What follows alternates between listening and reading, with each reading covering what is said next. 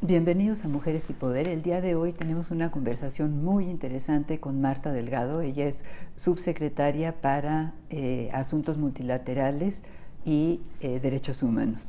Muchas gracias por recibirnos, Marta. Muy contenta, Enriqueta, de estar hoy aquí contigo.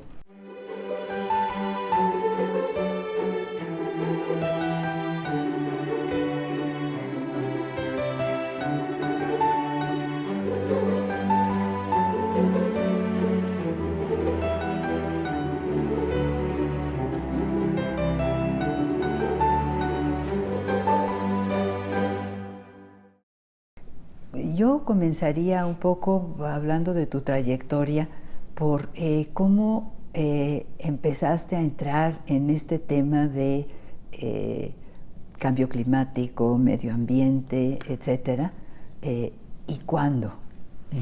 Fíjate, Enriqueta, que yo crecí en una playa muy bonita que se llama San Carlos, en Guaymas, en Sonora, y toda mi niñez me la pasé pues en el mar, en la playa, muy en contacto con la naturaleza. Cuando mis padres se mudan con toda la familia, nos mudamos a Cuernavaca, Morelos, como que me entró a mí un extraño, o sea, extrañaba muchísimo la naturaleza, el mar, extrañaba muchísimo los atardeceres, las lunas, y ahí me empezó a entrar como una conciencia especial del impacto que tenemos los seres humanos, a partir de, bueno, vivir en ciudades, de estarnos pues consumiendo los recursos naturales, y entré a un grupo ecologista muy joven en Cuernavaca, de 16 años, me hice activista juvenil allá en Morelos, y ahí empezó una trayectoria que la verdad yo nunca me imaginé que fuera a llegar a ser mi vida profesional, porque yo lo hice en un principio pues para colaborar con una causa como joven, y posteriormente ya me fui como que enamorando cada vez más de la agenda ambiental y obviamente también de mi país. Sí, oye, pero bueno, Cuernavaca es una cosa, pero cuando llegaste a la Ciudad de México, eso debe de haber sido muy fuerte, el impacto, ¿no? Todavía mayor, ¿no? De hecho, siento Cuernavaca como una transición antes de llegar de lleno al Distrito Federal. Cuando yo llegué aquí, siempre me acuerdo de cómo me ardían los ojos, me dolía la cabeza y sentía que había muchísimo ruido.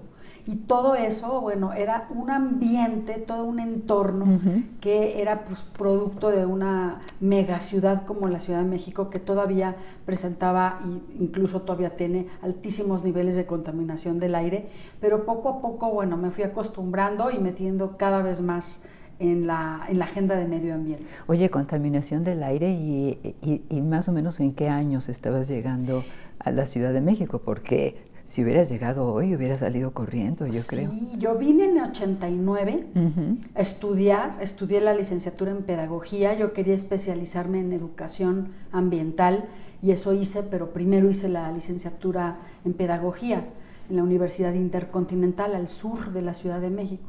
La verdad que la ciudad era un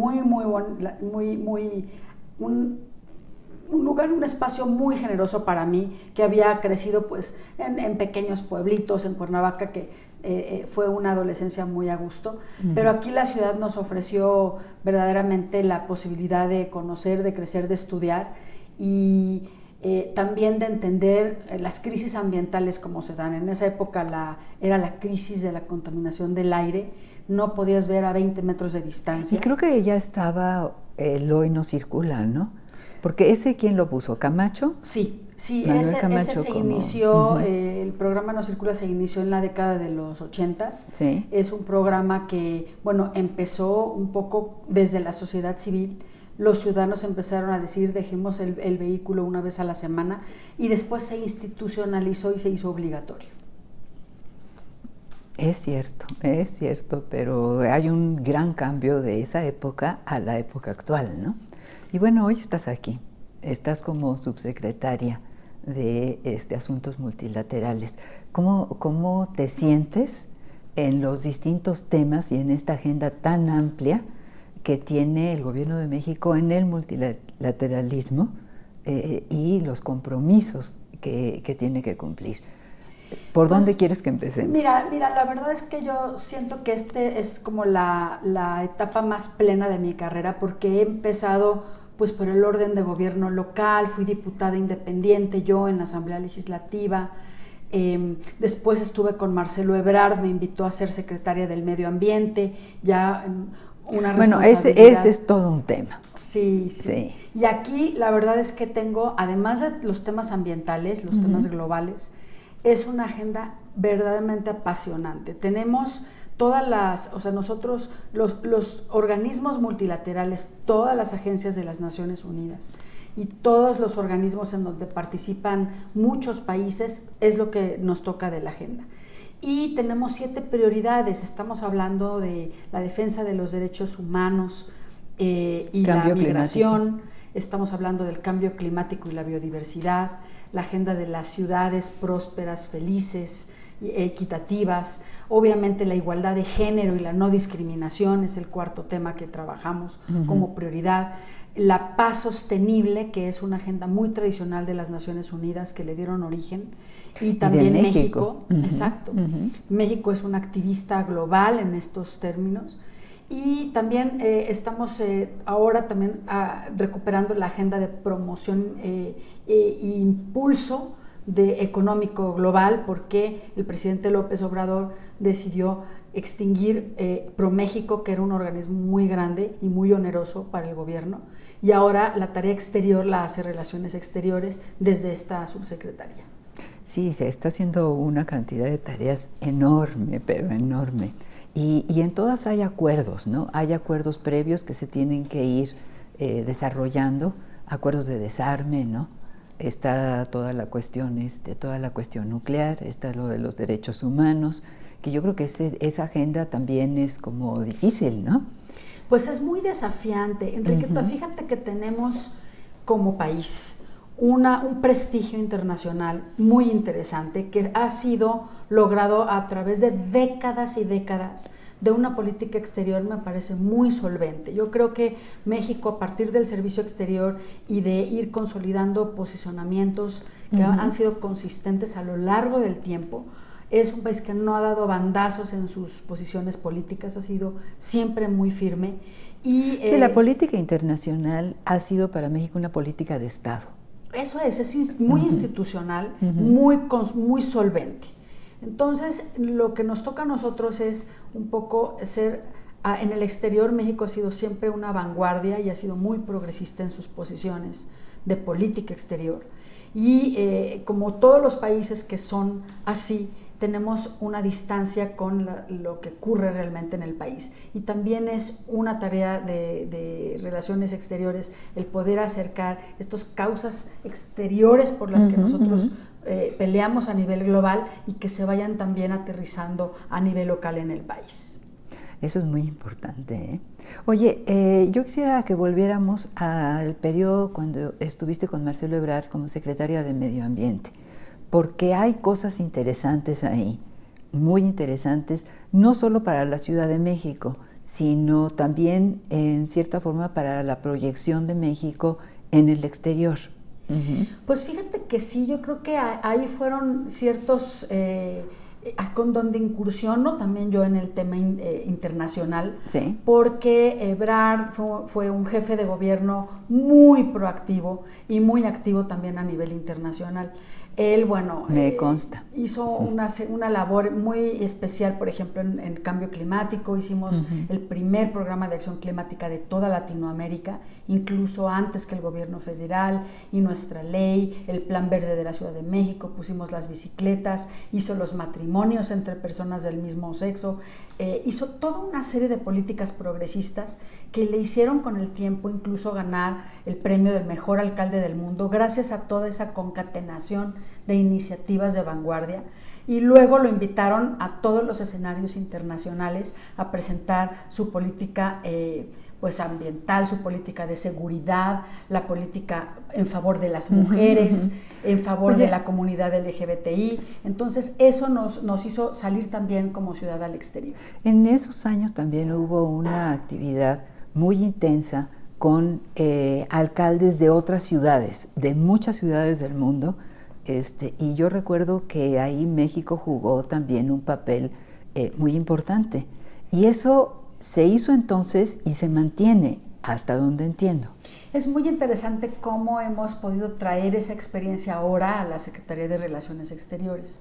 En aquel momento, previo a la conferencia de cambio climático que se hizo en Cancún, y México fue la sede de esa cumbre mundial, el canciller era el jefe de gobierno y organizó el Pacto Climático Global de Ciudades.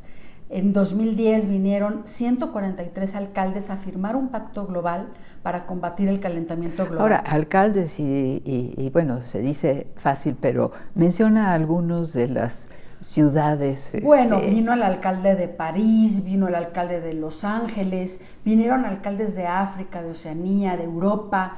Vinieron, por supuesto, muchos alcaldes mexicanos, pero ese pacto terminó siendo... ¿Vino alguno de Estados Unidos también? Sí, bueno, el alcalde de Villarraigosa, por ejemplo, de Los Ángeles, y varios otros de Estados Unidos, 5 o 6 de Estados Unidos. Terminó teniendo 350 alcaldes de 60 países del mundo, ese pacto. Y de ciudades muy importantes, además de ciudades clave que tenían una proyección, digamos, importante dentro de sus países y fuera de sus países también en esta actividad, ¿no? Ahí nos dimos cuenta la importancia que tiene el compartir experiencias de ciudad a ciudad.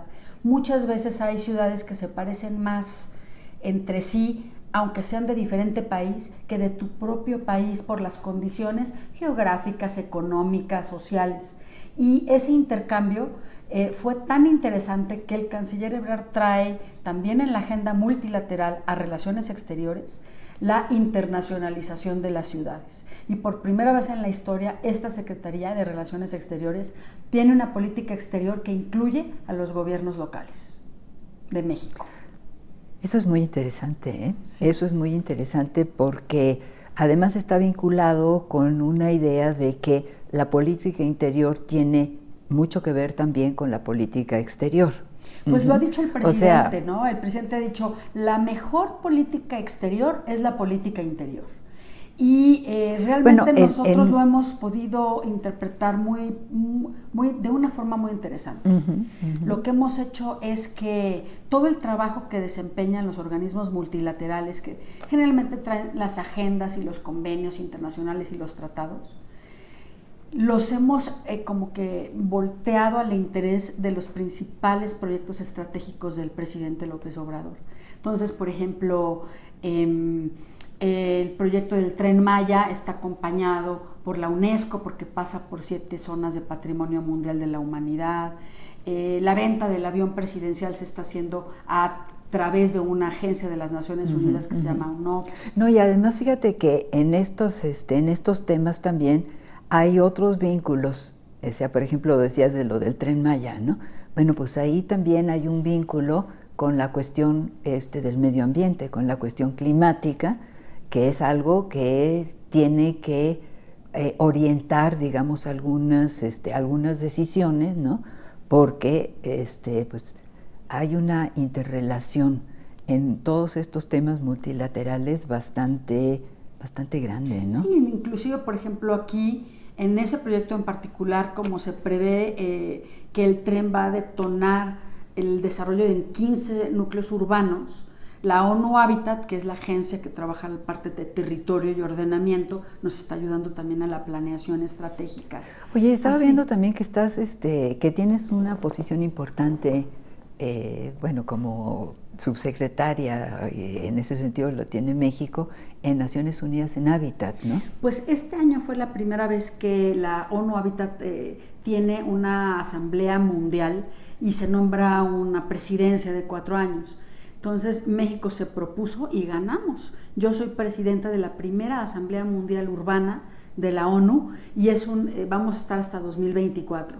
Entonces aquí también vamos a hacer sinergias entre las ciudades de todo el mundo para que aprendamos en muchos aspectos, la seguridad de las ciudades, los temas de agua, de manejo de residuos, de energía, de movilidad urbana, todas estas agendas que le son tan compatibles a todas las ciudades del mundo, las trabajamos en ese organismo. Fíjate que yo me estoy dando cuenta, ahora que estás hablando de estos temas, que hay temas multilaterales que se han vuelto también temas mundiales, y que están creando las crisis de hoy, pero el futuro de mañana, ¿no?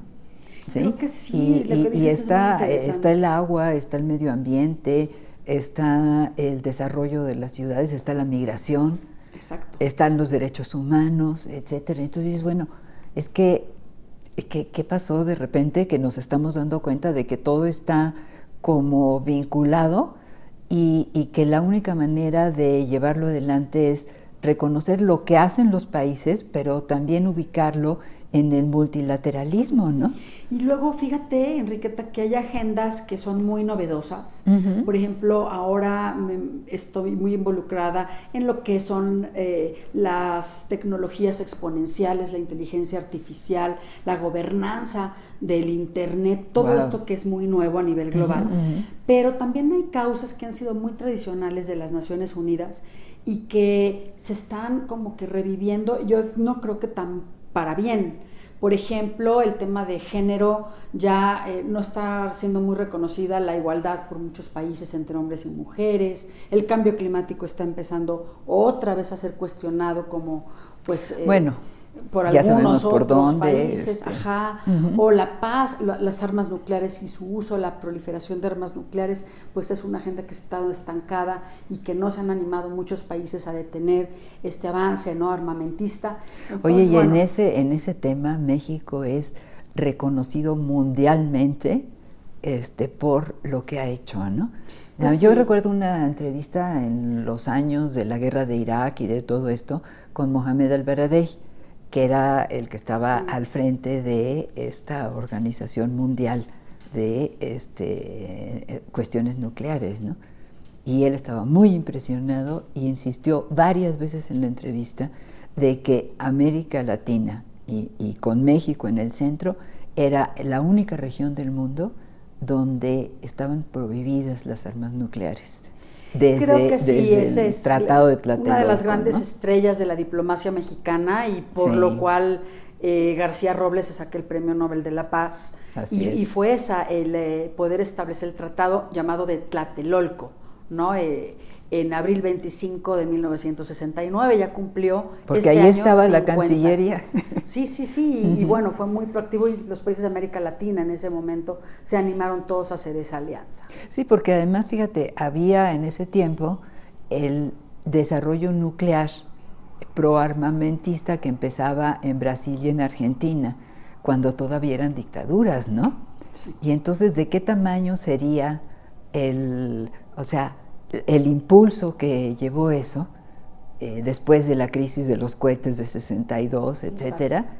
Que todos los países, todos, con dictaduras o sin dictaduras, se alinearon y firmaron aquel tratado. Y en ese momento se pensaba que, bueno, ese ejemplo lo iban a seguir otras regiones del mundo y desafortunadamente no ocurrió.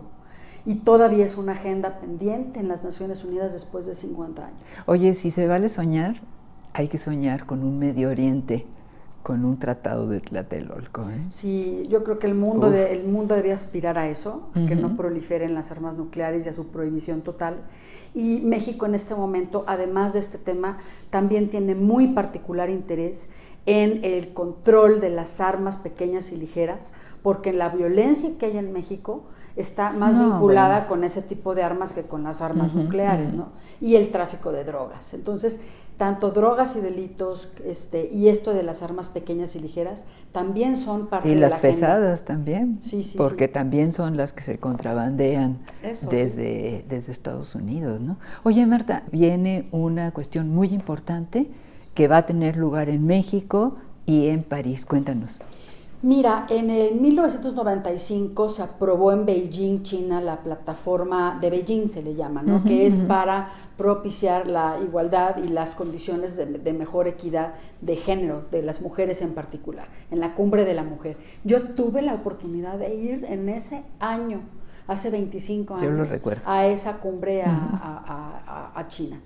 Y ahora, en ocasión de la celebración de sus 25 años, las Naciones Unidas van a desarrollar una serie de actividades en dos países, México en mayo y termina en Francia en junio. Digamos que es una cumbre con dos cabezas, ¿no? Sí, es uno muy está en común México y otro está en las Francia. Naciones Unidas que dos países de diferentes continentes, un país del sur, del norte, un país desarrollado, otro en proceso de desarrollo, tengan los dos el liderazgo de los temas. En este caso, Francia y México nos aliamos con la ONU Mujeres para lanzar este foro que se llama Generación Igualdad y que estamos empezando ya a organizar en México junto con el Instituto de las Mujeres y la Oficina de la ONU Mujeres en México. No, pues qué importante. Oye, hay un tema que está igual en Francia que en México, que en todos lados, que son los feminicidios, ¿no? Yo creo que ese va a ser uno de los grandes temas. Nosotros tenemos un desafío importante en ese, no solamente la desigualdad de acceso a oportunidades, el trato, la violencia intrafamiliar, lo que sea. En este caso de los feminicidios, también el país ahorita está desarrollando un proyecto muy importante en los 5 municipios que más incidencia de feminicidios tienen en México, que se llama Spotlight. Lo estamos haciendo con 6 agencias de las Naciones Unidas para la prevención de los feminicidios. Y de suyo es un tema que se va a trabajar en ese foro. Yo creo que sí. Es un tema como la migración, es un tema que de repente surge y se da a todo el mundo cuenta de que está en el centro, de que hay que abordarlo y de que hay que encontrar soluciones, ¿no? Son temas complejos, muy distintos, evidentemente, sí, pero yo creo que esta reunión de Beijing es muy importante y, bueno, felicidades para México, ¿no?, de que sea aquí una de las sedes. Me parece que es en marzo, ¿verdad? No, va a ser en mayo, 6 y 7 de mayo empieza aquí en México. Y luego termina en junio en Francia, en París, y en la 75 Asamblea General de las Naciones Unidas, que va a ser en noviembre en Nueva York, se van a presentar los resultados de este foro. Pues qué importante, ¿no? Qué importante y bueno, pues muchos temas, Marta, muchos temas y cuestiones que interesan a México en lo internacional y en lo nacional y bueno, pues felicidades por el trabajo que se tiene que hacer. Muchas gracias. Y creo que esta para ti va a ser la mayor experiencia luminosa, digamos, de tu vida y de tu trayectoria. Es muy interesante, estoy también muy contenta de regresar a trabajar con EBRAR después de 6 años, porque estuvimos 6 años en el gobierno de la ciudad, 6 años cada quien haciendo sus por cosas. Su lado. Y ahora aquí la verdad es que ha tenido un enorme liderazgo y su equipo siempre es un equipo muy profesional y con una gran proyección ahora internacional y estamos haciendo todo nuestro mejor esfuerzo para que México tenga, no solamente sostenga, ¿no?, este prestigio internacional de la política exterior, sino traer las oportunidades que de la agenda internacional nosotros nos podamos beneficiar. Pues sí, y además cumplir con los compromisos del multilateralismo que tiene México, ¿no? Está lo de los objetivos del 2030, ¿no? Sí, que tiene que ver agenda, con la ¿no?, cuestión, pues con la cuestión social, ¿no?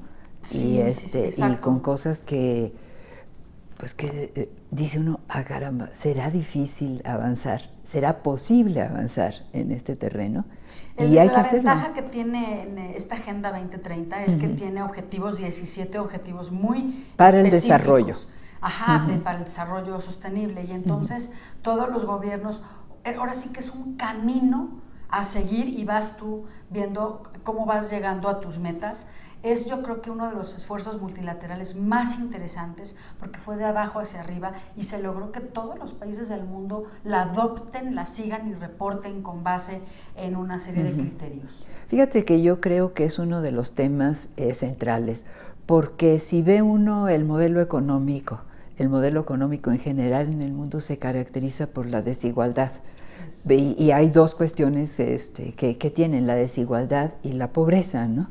Entonces, abordar estos dos temas y abordarlos mundialmente, pues es un reto enorme, enorme. Sí, yo creo que para nosotros es interesante porque la agenda del presidente López Obrador es muy social y también la Agenda 2030. Entonces es muy empático el Plan Nacional de Desarrollo que tiene México con el cumplimiento de esta agenda que se lleva desde la Presidencia de la República y que bueno, vamos monitoreando. Ya vamos a tener un año de gobierno el próximo mes y ahí vamos a tener también un reporte de avances. Fíjate, lo primero son los acuerdos, ¿no? O sea, nos interesa a todos esto y después cada quien tiene que ir encontrando la manera de cumplir en su país y la manera también de intercambiar experiencias que pueden acelerar o desacelerar estos cambios, ¿no? Y finalmente tiene que ver con todo, tiene que ver con la economía, tiene que ver con el desarrollo, tiene que ver con el bienestar de la gente, etcétera.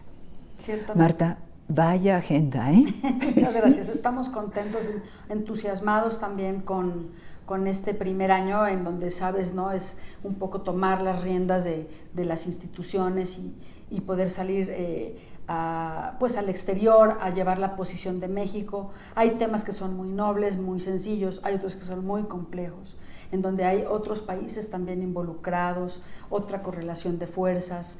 La Secretaría tiene misiones, aparte de sus embajadas, misiones en muchas partes del mundo, en donde trabajamos con estos organismos multilaterales y bueno, haciendo yo creo un muy buen papel, que es lo que nos ha encomendado el canciller Ebrard. Pues vaya tarea, ¿no? Enorme y muy importante.